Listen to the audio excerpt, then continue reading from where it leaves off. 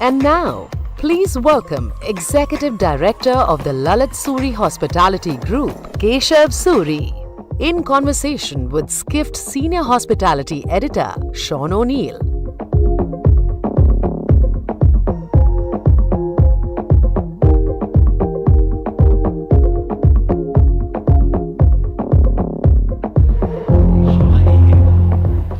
Hi.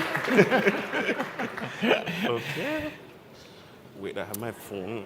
So our next speaker we invited him for two reasons. He's the executive director of LaLiT Group, which is a collection of a dozen luxury hotels here in India. And he's also a queer activist. And so, Keshav, we're really grateful for you to be here today. Thank you. Thank you. Honored, actually. So. Oh, wow. I would start by saying that many of us probably grumble about different things in the world that upset us or frustrated us, and we just complain and we don't actually do anything about it. Keshav actually made a dent in the universe. In 2018, he petitioned the Supreme Court of India to overturn a law that was criminalizing homosexuality, and he won. So it was a very commendable move. So. Thank you. So, Keshav, I've had some nervousness about doing the session, and why?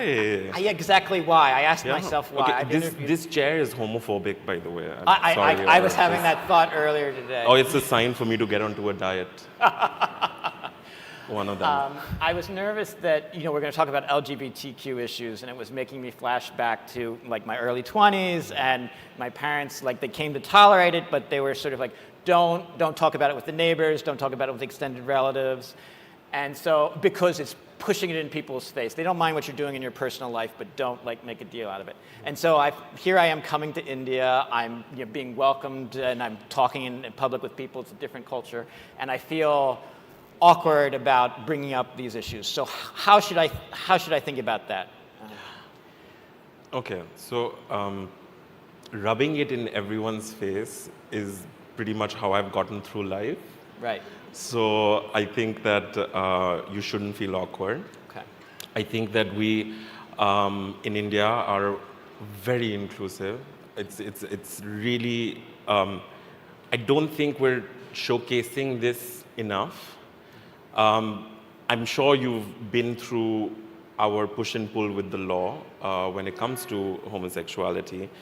And it was decriminalized first in 2009. Then brought back by the Supreme Court in 2013. That is when the judges decided to say that who are these gay people, lesbian people, and he asked the lawyer, do you know any? And it's too minuscule a minority for us to care about.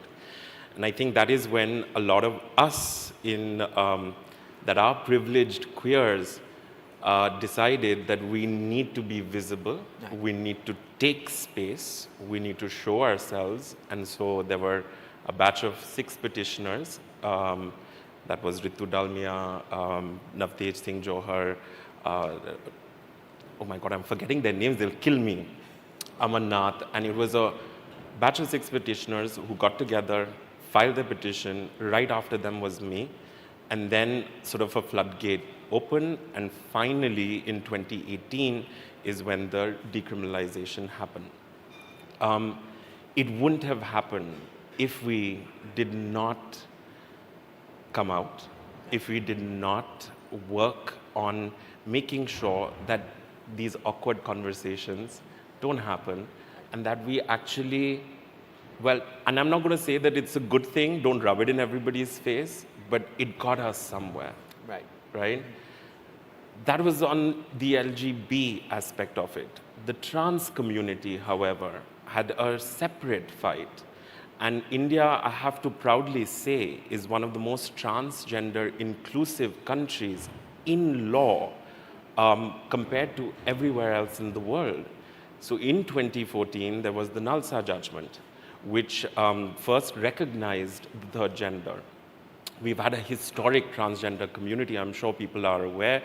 We all know the Kinnar, the Hijra community. They've been a part of Indian culture for a long time. And their parallel sort of fight with the Nalsa judgment, and then the transgender protection bill that came in the courts, and that came in the legislature and has been passed in 2021, which goes to show that we're actually very progressive in some aspects of the LGBTQ umbrella. That's something to be proud of, and like you say, the country can showcase that more. Yes. Well, let's talk a little bit about the hospitality group. Maybe we can show some visuals of some of your properties in the background. So you have a dozen sub-properties. Inclusivity is important for you. So if I'm a guest at a LaLiT property, how would I experience it? Okay, so I think what you're seeing right now is our welcome. It is in Indian Sign Language, and it is our welcome that we give to pretty much every guest, in particular our VIPs. We don't believe in giving flowers. And I think for us at LaLiT, diversity, equity, and inclusion is a part of our DNA.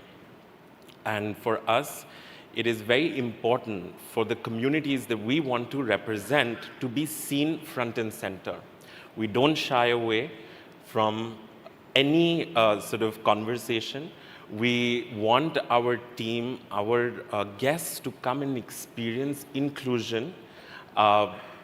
Done in, I'm saying rub it in your face, but it's done in quite a beautiful way. We have a campaign called Pure Love, and I've actually got some of my team members actually sitting here. My head of diversity and inclusion is filming me without my consent. They're sitting right here, so if anybody has any questions, see, we can't walk in everybody's shoes, but we can sure as hell try. And I think, now you've got a drag artist, Violet Chachki, right behind me. This is from Kitty Sue. This is from Kitty Sue, yes. So we were the first to actually bring, we weren't the first to start the art form of drag, but we were the first to bring, I don't know if anybody knows this show called RuPaul's Drag Race. It's a tiny little show that's taken over the world. And and Violet actually was the first queen from Drag Race who came to India. This is before the decriminalization. This was in 2016. And she as well, sort of took a chance and came, and that showed to me, and should show to you, 2,000 people turned up. Even though it was a criminal offense, 2,000 queer-affirming LGBTQ people turned up for this event and paid a pretty heavy price, as in ticket price, to enter. I don't even think we had a fire and safety permission to have 2,000 people there, but we did. And that goes to show the power of inclusion here. Mm-hmm. That's huge.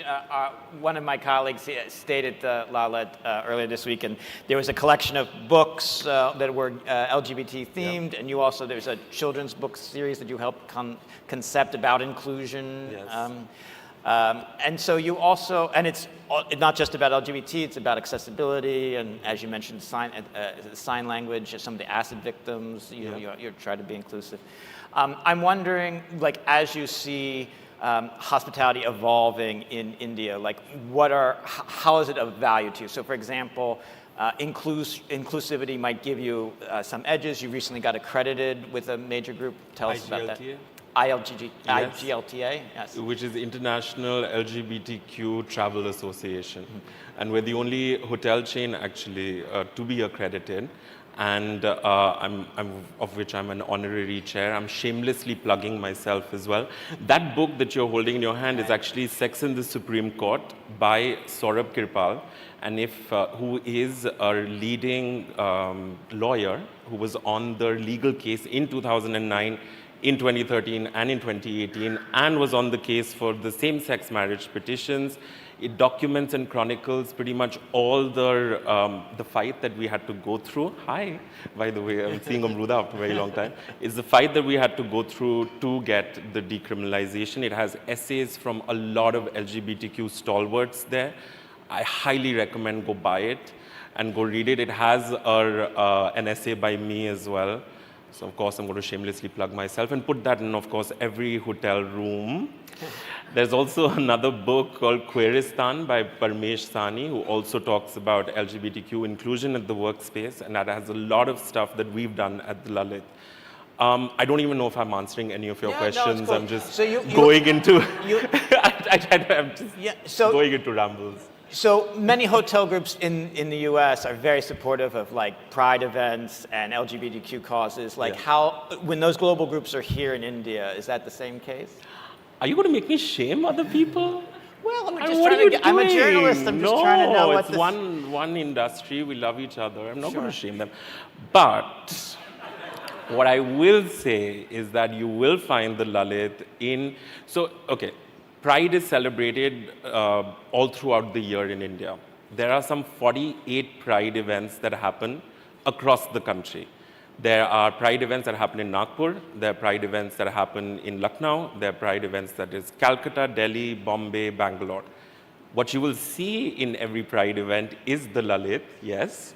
And what you will see is, of course, at every Pride event, the Kab Suri Foundation. Pride in India right now does not get corporatized. So we're not, you know, and that's why maybe some of the other hotel chains have not been able to do support Pride. But I mean, listen, I can't sit over there and tell that what other people should do. But what I can say is that we are ready to share our information. We're happy to do case studies and get people along in their inclusion journey. And a tiny little hotel chain like mine, which is really tiny, I have a big inflated sense of self. We're really not saving the world. But it has global recognition because we are inclusive. So maybe the Marriotts and stuff can learn.